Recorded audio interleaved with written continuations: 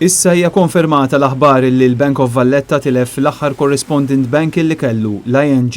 Dan tħabbar fi stqarrija uffiċjali li saret mill-istess BOV wara ġimgħat sħaħ ta' spekulazzjonijiet.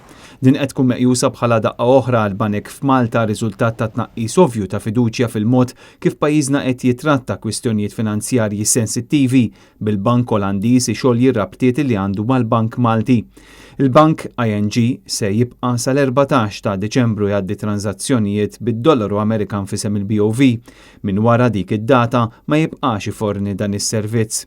Il-fatt li l-Bank of Valletta issa se jitħalla mingħajr correspondent bank ifisser inkwiet kemm għall-bank kif ukoll negozji barranin illi jaħdmu bid-dollaru. ING ħadan il-pass wara deċiżjoni strateġika illi jinqata' kompletament minn ġurisdizzjonijiet żgħar meqjusa riskjużi.